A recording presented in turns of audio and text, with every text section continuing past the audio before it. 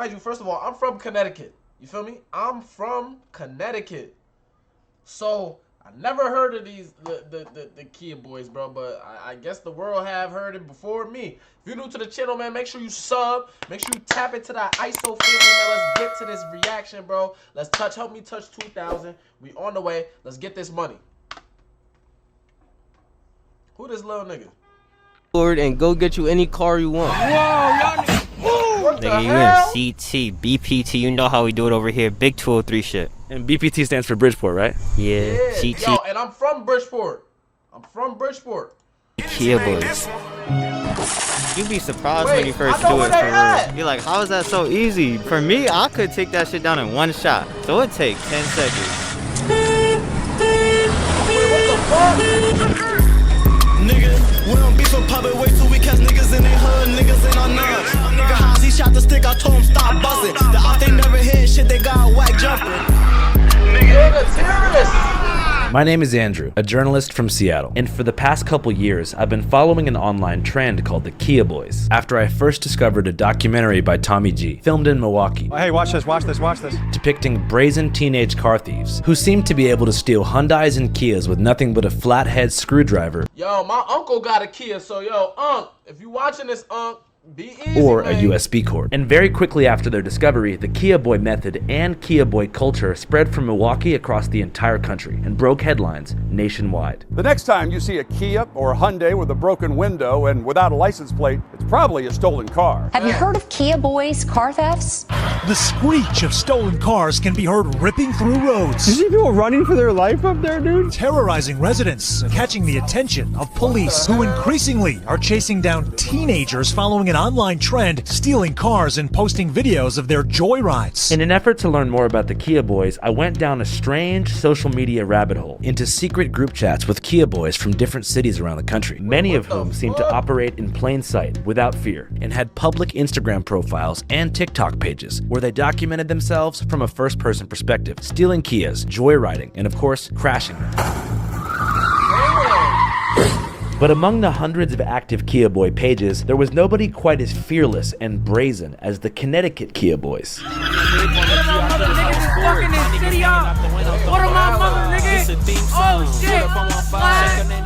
Every day they posted 2 or 3 new cars and seemed to enjoy engaging Connecticut police in high-speed chases. Or take that nigga out to New Haven. At first, I thought this was some kind of joke page, and maybe the Kia Boys were just being funny and using Connecticut as a locational decoy to mislead police. After all, Connecticut, known for beautiful Yale University, and Manhattan commuters who live in luxurious mansions upstate, isn't exactly what comes to mind when visualizing a playground for petty auto theft. But after that's one thing niggas don't understand about CT, bro. Connecticut really get like that out there, bro. Some research, I was able to make contact with the ringleader of the Connecticut Kia Boys, a perhaps Caucasian young man named Swervo, who agreed to meet with me in the backyard of a construction site for an introductory interview.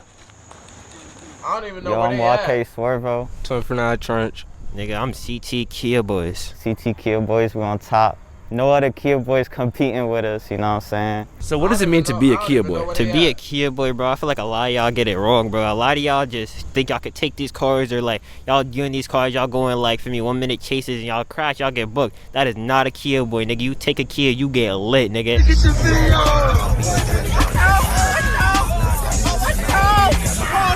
And you do not get caught. This is not what we do. CT Kia Boys do not get caught. Hello? So for you, what got you started doing this, bro?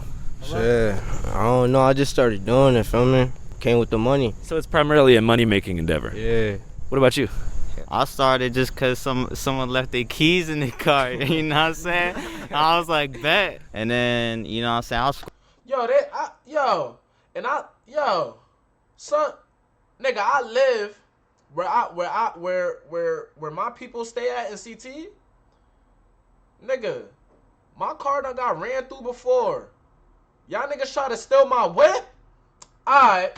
going on Instagram actually, and I see some TikTok shit of them taking the V. I was like, oh, that's how you do it? Fire in the hole. So I was like, bet. It's crazy. At first, yo, we really started on some, oh, everybody doing this shit, we could probably get popped. We could just do this shit, see how it work. And they was like, yo, we should record this shit. We could get lit.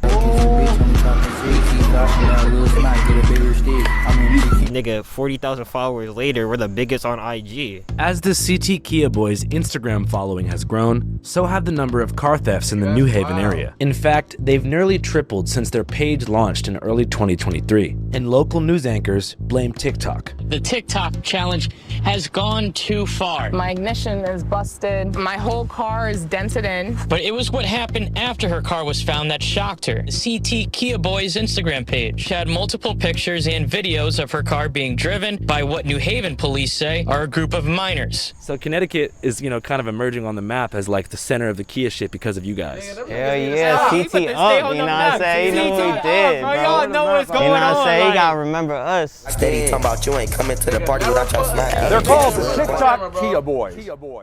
The news likes to target TikTok. So whatever's on TikTok, they're gonna say that's a TikTok trend, that's a TikTok challenge, but this shit was never for TikTok. TikTok trends are making Kia owners nervous. It's a trend on TikTok, a how-to on stealing Kias and Hyundais. Nobody about to buy are a Kias viral criminal sensation popularized by social media posts on TikTok. TikTok. TikTok. TikTok. TikTok. TikTok. On TikTok. We never did this for the internet. We just found out an easier way to steal cars, you feel me? For those unfamiliar, what is the method? Nigga, all y'all boys need, man, one of these, yo. Y'all need one of these? Everybody over here got a screwdriver, and bro. this is your best friend, bro. You guys all have screwdrivers. Hell yeah. For me, you hop in that shit, put that shit right under the windshield wiper, you break that hole. Nigga, you get it sometimes in one, sometimes you need to put that shit in the ignition, you break that shit off. Grab y'all USB, grab y'all screwdriver, depends on what type of car it is, and then we out. You be surprised when you first do it for real. You're like, how is that so easy? For me, I could take that shit down in one shot. Yeah. So it take 10 seconds. But sometimes the ignition will stay and don't come off in one shot, so you just stick it in the ignition, boom, done. So how many Kias numerically do you think you've been able to steal in the past year? When I see my CarPlay. Like how many cars you've connected to on that iPhone? And I say this isn't even all of them. This how easy it is. Holy shit. Always had a V. You see Kia, Sonata, Tucson. We be in Tucson's a lot. We always chasing money, you know what I'm saying? We go out, jug, we always trying to come up, you feel me? When interviewing career criminals, they always say they do it for the money. But one question I like to ask is, how do you spend the money? For example, in Philadelphia, when I interviewed two brothers who were in charge of manufacturing Trank, an oftentimes lethal fentanyl horse tranquilizer hybrid that can make your arms fall off, they said, we do it for the money. I like money. But they almost always spend this money on the dumbest shit imaginable. What's your favorite way to spend money, like after you get it? Bitches, food, fancy cars, jewelry, Dodge Charger, Hellcat, Grand Cherokee. I like pastas, I like pizza, I like steak. Sick. Most important, man. I'm a lame type guy. Oh, nice. I wondered how the Kia Boys spent their earnings. After you guys get money, how do you like to spend it? Shit, me, I'm coming up. I'm going to buy some purples, feel me? I'm going to get some shoes. I'm going to get dripped out straight. Typical CT niggas, bro. Nigga, CT niggas piss me off, bro. Nigga, you got bread, nigga, get a crib. Niggas want purple jeans and a white tee, nigga, with some ups. Dripped out. And I'm finna go cop me a big ass pack too, literally. Hell yeah. You need some jeans, you need some hoodies. Purple, Amiri, LV off-white. Kasubi, fucking Essentials, Mad Brands, feel me? One of y'all want to sponsor us? Hey, man. I'm trying to get a sponsorship of Nike, yo, them new waterproof Air Forces. Yo, we gonna need them. Yeah, these are the Kia, this is the official Kia Boy shoe. Black Forces. Black Forces are pretty universally known as a crime shoe. It seems that the deep state of metrosexual European fashionistas have been truly successful in their 15-year plan to achieve psychic control over the minds of America's inner-city youth by paying rappers to wear overpriced designer bullshit, and by means of idol worship have effectively turned their useless garments into status symbols that are only recognized by the ultra-poor and uber-rich. But that's besides the point. As somebody who's never actually stolen a car, the hardest part to me seems like reselling the car and not getting caught doing it. Now, the hardest part seems to be, like, in my mind, selling the car sounds pretty difficult, right? Nah, that's easy.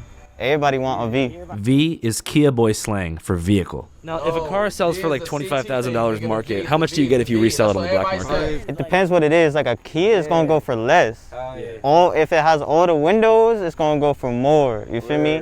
Or if you have some key shit, it's gonna go for even more. Like, even like, again, like you said, we get some key shit. You sold that shit for like $500. That shit only took us 20 minutes to go get. $500 for a cut down Kia?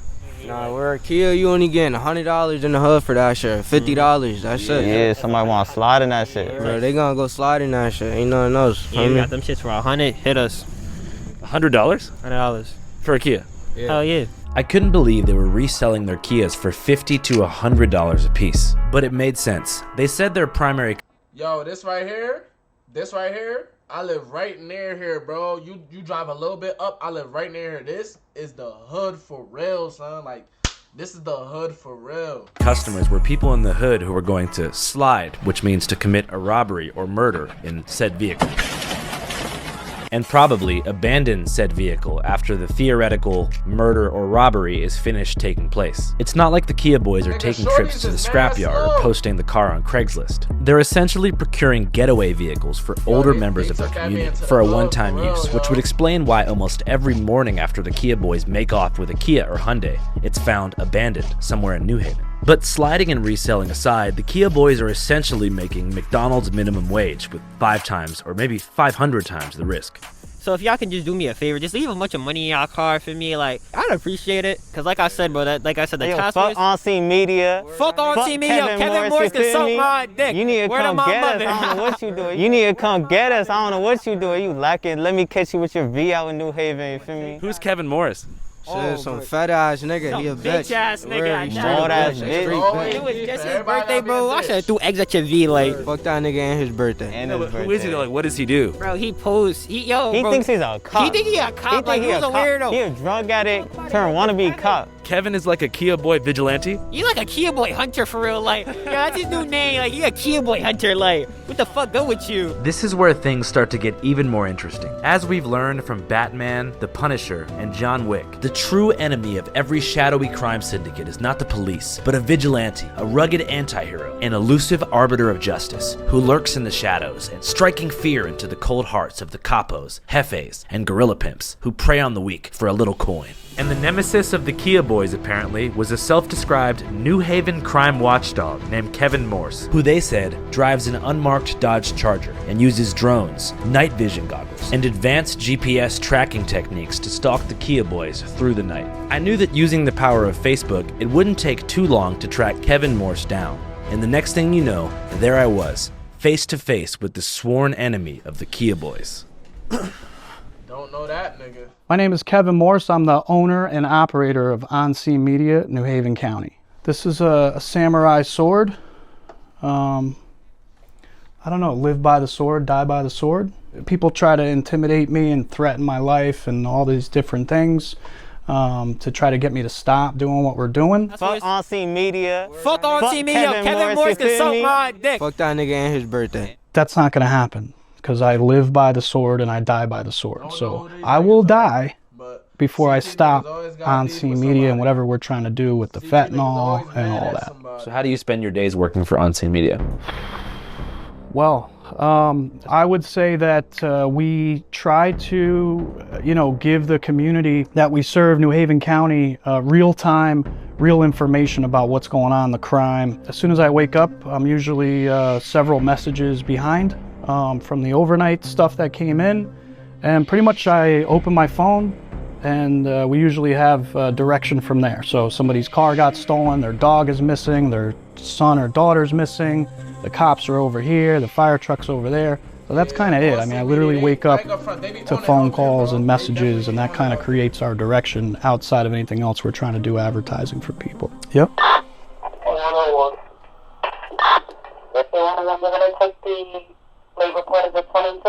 So who are the Kia boys? According to the Kia boys, Kevin has no idea who they are. I would say that the Kia boys are small neighborhood groups that get together, and they'll go. It seems like they go out 11 o'clock at night till like 8 in the morning, and just start popping door handles and steal as many Kias and Hyundais as they can in a night. Look at this. But who are these kids? Young kids, I would say between 11 and 16 years old is the core, male and female. We got a crew right now calling themselves the Kia Girls. There's Kia Girls. Oh, hell yeah, but we love our Kia Girls, but I shit like, the Kia Girls just make this shit better for real. Real shit. They bring a different energy.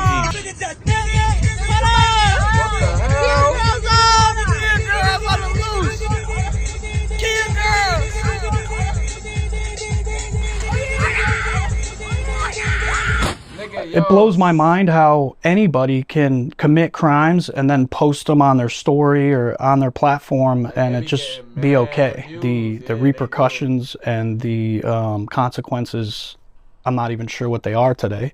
You have people shooting people and basically walking right out of jail with low bonds.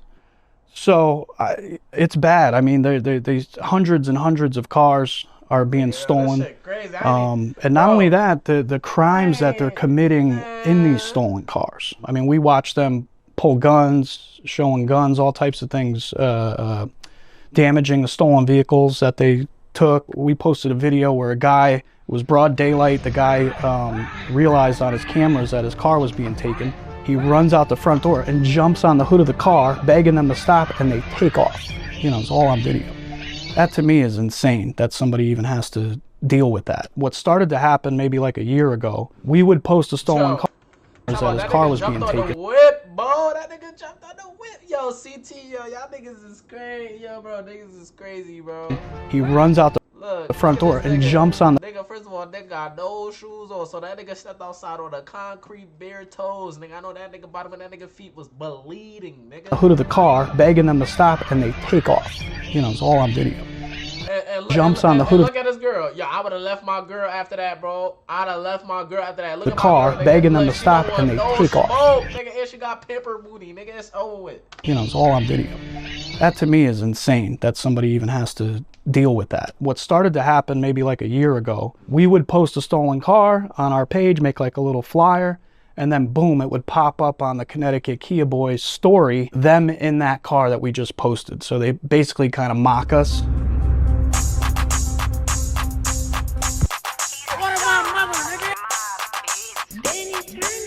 Hit the blinker lights, fake right, nigga, bust left, safety come first, but for real, nigga, fuck a bell, bitch in the back of the car, and she shaking eyes, can't draw, don't get to saying next, I'ma do. They're constantly messaging us to try to get me to come out there and chase them and film them and record them, which is just not something that we're looking to do. This is a message that they sent me here.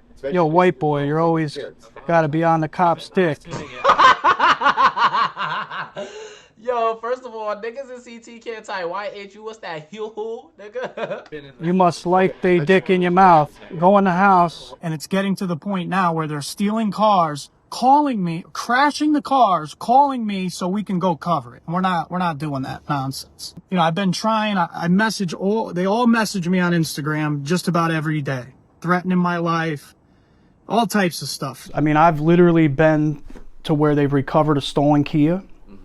The parents come to the scene and they pretty much sign some papers and they get released to their parents. And then I've seen where the kid says, F you, mom, I'm out. You guys' moms know you're doing the shit?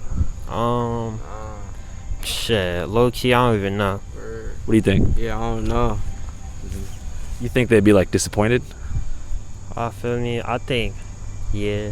We need the parents of these kids to try to do something. I don't know. They're your children. The impact that it has, you know, I talk to all the victims. They call us to post their pages, or post their car on the page. People crying, all types of stuff, you know, that they have to deal with. Everybody thinks because you have I'm about to go outside and make sure my car's straight, nigga. insurance, you're okay, but it's much bigger than that. Is there a part of you that like ever feels bad for the car owner? Hell nah. Cause it just is what it is, you know what I'm saying? That's what insurance for. Some people even ask us to take their keys. They're like, we got these payments, come take this shit. We'll leave it unlocked even, just total it. Yeah. Niggas that stole some weed? So we never really personally did that shit. But people ask us though, you know what I'm saying? But I'll never feel bad. Come get back, you feel me? What y'all gonna do about it? It just is what it is. They'll recover from it. Yeah. You know what I'm saying? Everybody recovers at the end of the day. Life goes on. As I learned in Philadelphia when interviewing the trank dealers, almost every criminal has built up a fortress of mental justifications to protect them from guilt and responsibility in the suffering of others. In Philly, it was that drug addiction would exist with or without them, and if they stopped dealing, somebody else would just take their place. And for the Kia Boyz, it's all about insurance. And since 91% of cars in Connecticut are insured with complete theft protection, no harm, no foul, right? At the end of the day, I know y'all got insurance, or for me, y'all get back in a certain way. Again, like a lot of niggas, for me, y'all have jobs, y'all make bread, y'all don't gotta worry about it. Y'all niggas ain't come up from the trenches. At first, I honestly bought this explanation. I'd like to imagine that if I had my car stolen, I wouldn't take it too personally. I'd just keep pushing, file a claim, collect a check, and move on. But truth be told, I've never actually had my car stolen. And in my conversations with Kia boy hunter Kevin Morse, he explained to me that for Kia owners, even if they get their car back in just a couple days, the impact it has on their life is devastating. I was parked at work and I was there all day. When I went and got out of work, my car was gone from the parking lot. And what do you think happened? The kids were probably just casing the parking lot because there's no security there. And what do you... I ain't gonna hold y'all. Frank Pee Pizza? Frank Pee Pizza? Fire! think happened? The kids were probably just casing the parking lot because there's no security there. So they just look for Kias. My car sticks out like a sore thumb, so. Fuck you talk about, nigga? Fuck you fucking talk about, nigga? Fuck? Who are these kids? Local teenagers have nothing better to do. I don't really know the answer. The cops seem to know who it is, but they won't press charges. How did this all make you feel? Anxious. I'm mad. I've been a wreck for 3 weeks. I'm just not myself. I don't eat, I don't sleep, I'm afraid to leave my house. And why do you think having your car stolen had such a profound psychological impact on you? Because I feel violated. My sense of safety is gone, my sense of security. You know, they were in my car, they maybe know where I live. I don't know if that's their MO, but it's just, I don't feel safe. It's just turned my life upside down. Like, I don't want to go out anywhere, I don't want to go to the store, I don't want to do anything. Are you kind of pissed at Kia for making it this easy to get your car jacked? 100%. Kia should pay for, and Hyundai should both pay for all of this. Like, the emotional stress that I'm under and what this caused isn't, you know, you can't replace that with money, but obviously with where I'm at financially, it would help. Yeah. But they're just dragging their feet on it. Did you reach out to anybody else other than the police when your car got stolen? I did, ISOCee Media. Okay. Kevin at ISOCee Media has been phenomenal. I don't know how he tolerates me.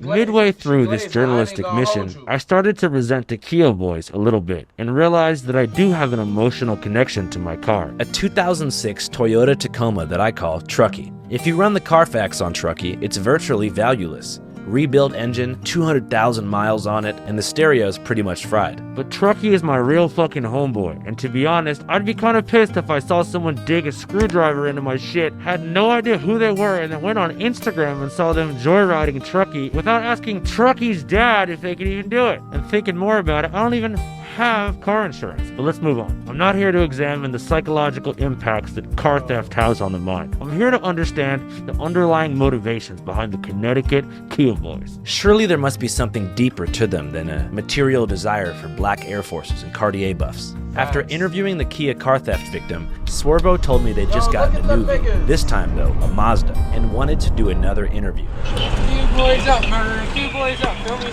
Hey guys, what are we doing? Yeah, just chilling, cooling. Hell yeah. Ain't the life, feel me? Yo, Kia boys up. They told me they'd spent the afternoon attempting to steal Kias and getting into police chases, a typical day in the life of the CT Kia boys. Got into a little chases, turned up a little bit, feel me? Regular day shit. How was today like level 1 through 10 in terms of excitement? This was this was like a 4. We could have did some more shit, feel me? But these is not clicking for some reason. What does clicking mean? Not busting, not opening, feel me? So you think Kia's doing a good job at making their shit harder to steal? Oh yeah, definitely now. Usually, like, the ones in the driveways and apartments don't got the update, but the ones in the street, people are gonna usually have the update. It was way easier before, now it's way harder. We can't hop on no V's for real. Hyundai and Kia are holding events across the country to install free software upgrades aimed to preventing car thefts. Kia and Hyundai developed the software for millions of their vehicles.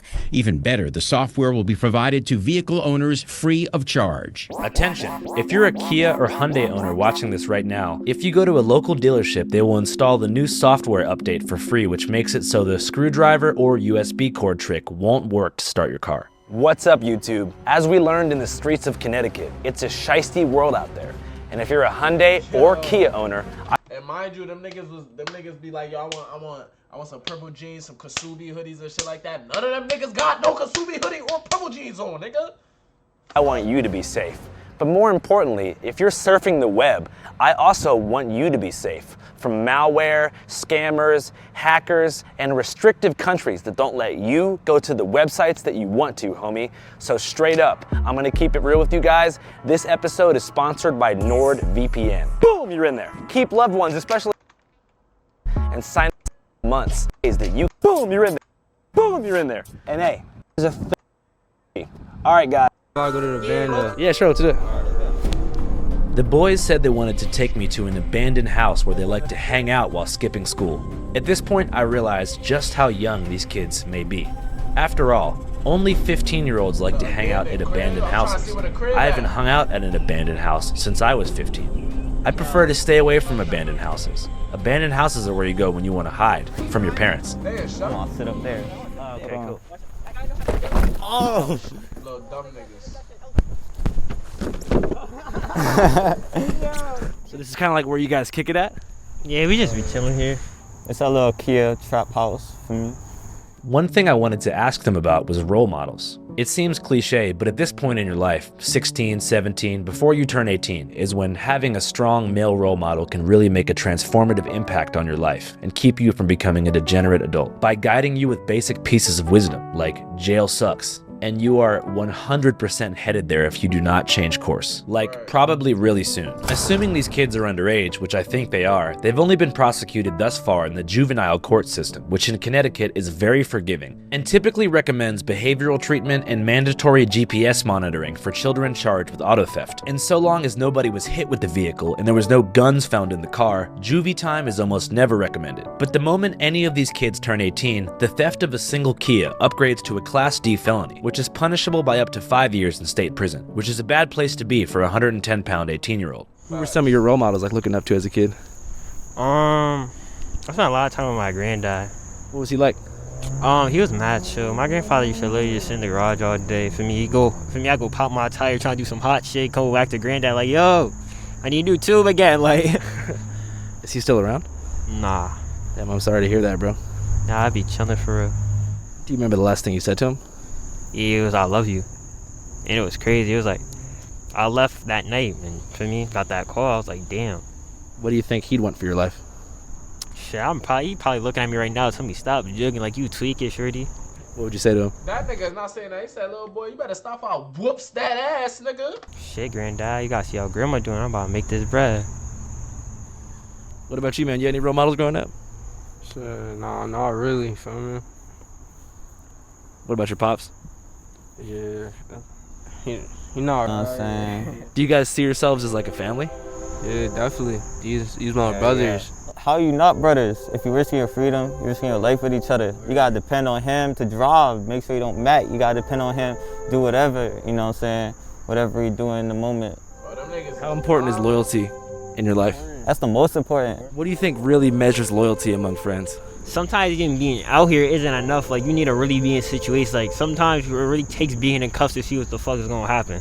That's why struggle's not always such a bad thing sometimes, because it really builds character and shows you who's real and who's not. A lot of these people, they got money, but they don't really got friends like we do, you know what I'm saying? Like, if you don't understand how we came up, where we came from, and like what we do, then you can't, like, you're not gonna understand us. Like, you feel me? Like, Kia shit may not be us, but our come up is us. You feel me what I'm saying? All right, shit, you guys want to get down? Yeah, for sure. We're gonna have some kids in the nighttime.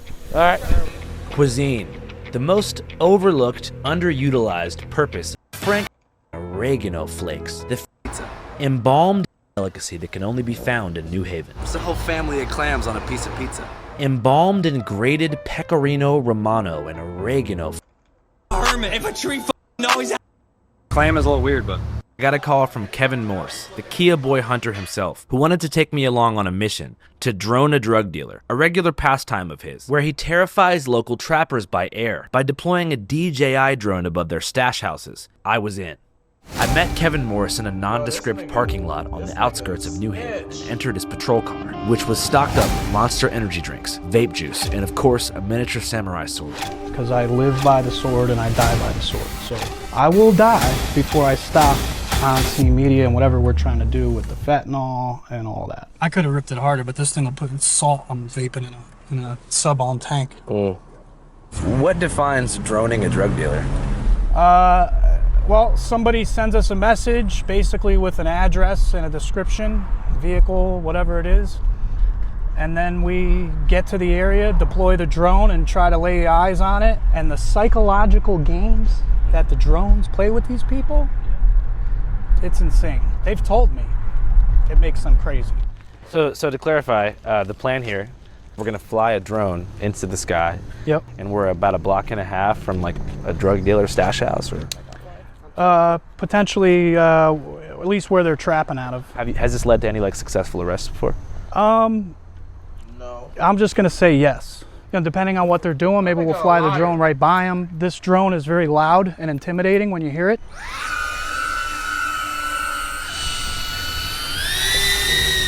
When they see it, they know we're around, and I'm sure it throws them for a loop. All right. Yep, straight. All right. Slow down. Can you go to the right, Ernest? All right, look, this is where I want to see if we can spot any dealers here. Let's see. Back up a little, because you are... All right, there's the highway. Yep, that's good. Now turn. Look down at the street, because I'm looking, see if you can spot anybody. Oh, here's the store right here. Okay. So this is another spot right here. So this is how good of a job we've done, because they're nowhere right now. Unfortunately, Kevin failed to locate any drug dealers, but it's okay. A for effort. Anyways, whenever night fell, I wanted to call Swervo to see what they were doing. Where are you guys at? Oh, we're in Milford. Oh, I'm in Milford right now too. Yeah, we're just trying to find a good location. A good location to get a V? Yeah. Swervo told me to meet him at the Milford McDonald's and pulled up shortly after in the blue Mazda from earlier and told me to get in. Assuming the car was probably stolen, I threw my shiesty on and got in the back seat. Pretty immediately, he began driving erratically, swerving between lanes and truly living up to his name as we headed toward the state highway. It's all good.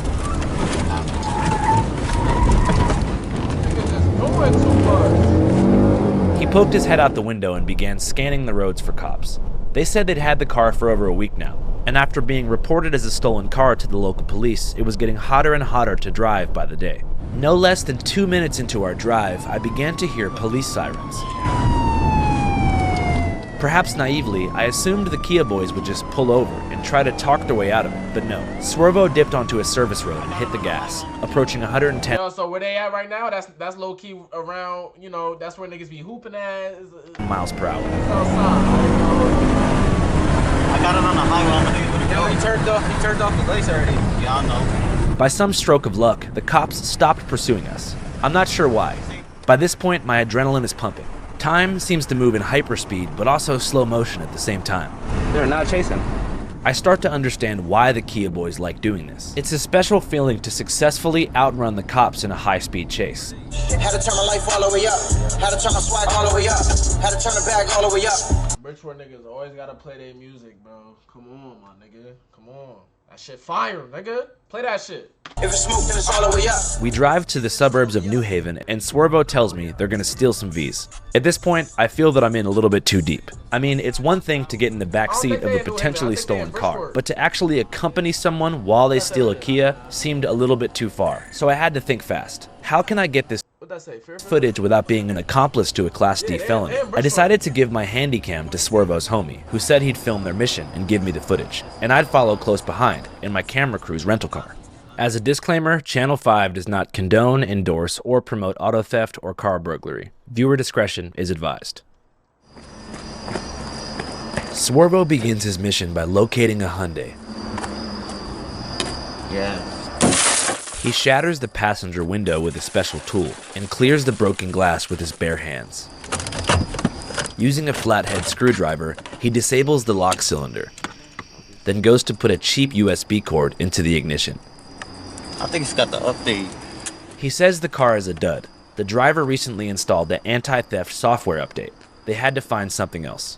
Just a few cars down, he locates a 2010 Kia Forte and starts all over.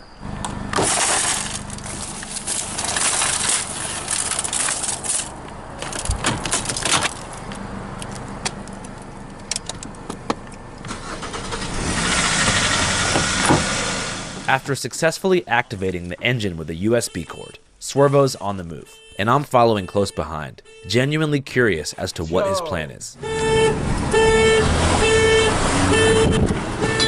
Swervo begins driving as fast as he possibly can, then comes to a stop and tells me it's time to turn up.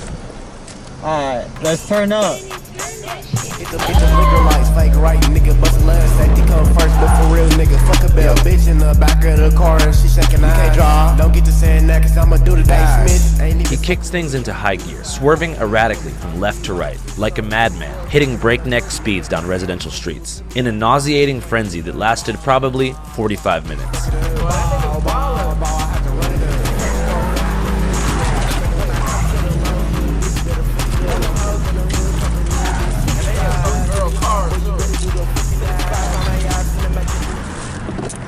After that, Swervo led us back to the highway and appeared to be trying to shake us.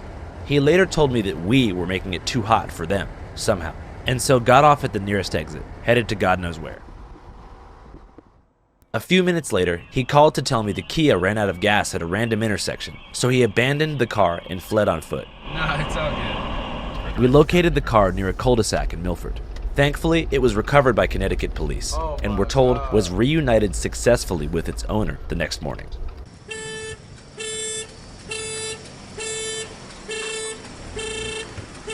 All these niggas, yo. I went back to my hotel that night feeling a bit puzzled. I mean, Swervo essentially just risked his freedom for a 45-minute joyride, and even if he'd been able to get the car back to the hood to resell it, he only would have gotten 100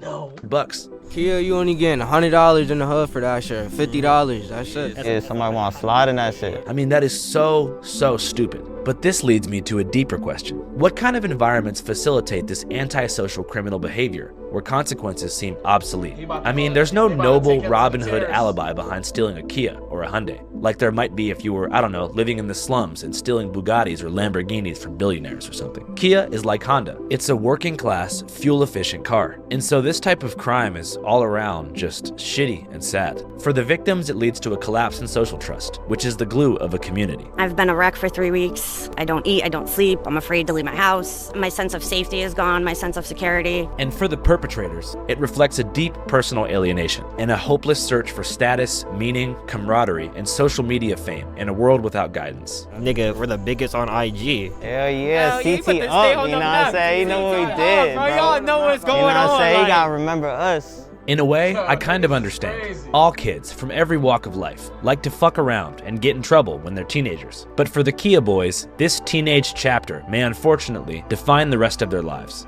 Assuming they're 16 or 17, they only have about a year or a year and a half until they're going to be charged as adults for the same crimes. And so the likelihood and the window for a retro bill style intervention is very slim.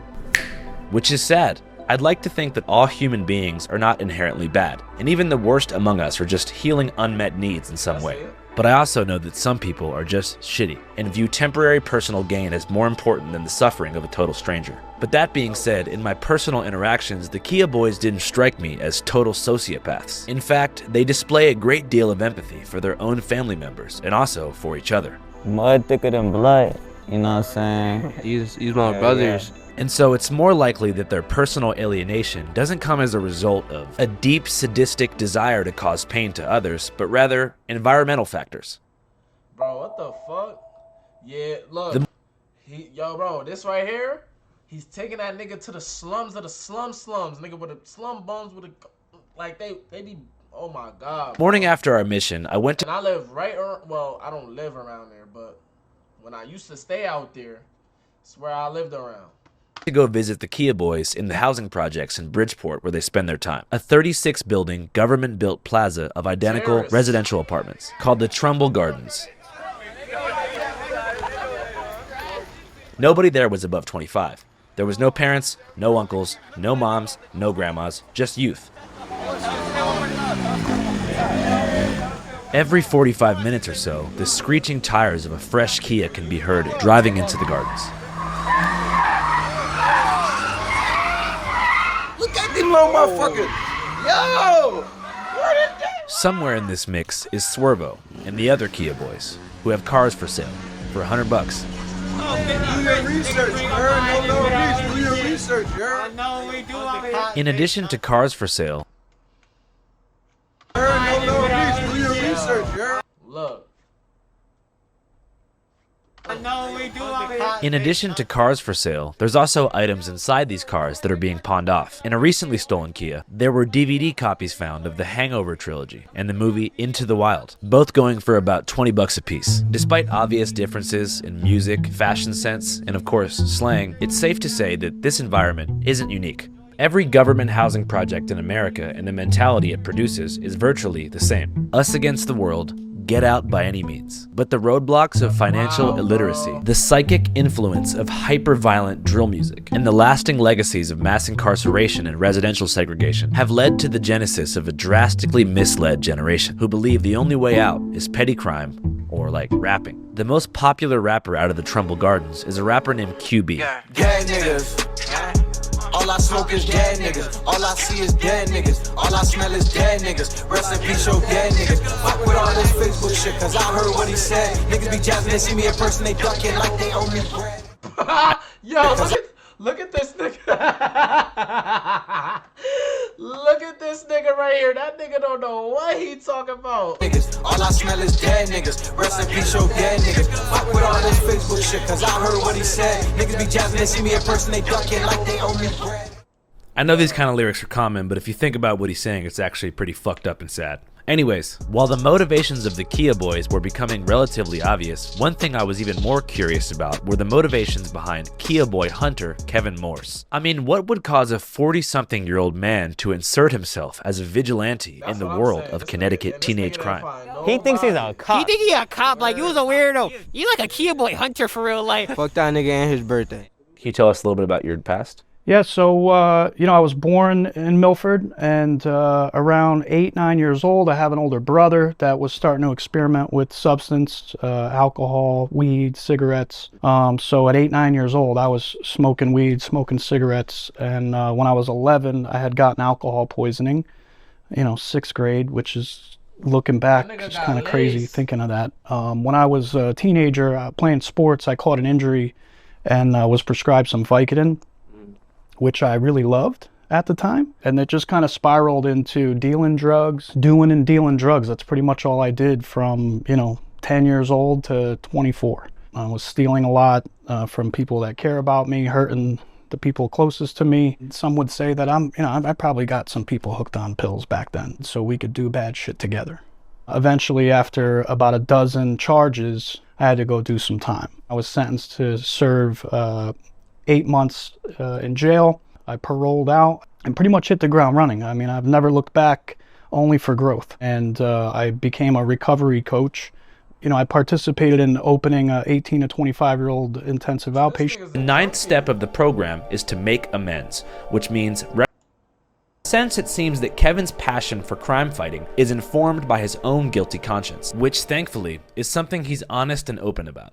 That's part of the reason I do what I do, because I feel like I'm always going to be in debt to society for a lot of the... Alright, this nigga doing too much. Yo!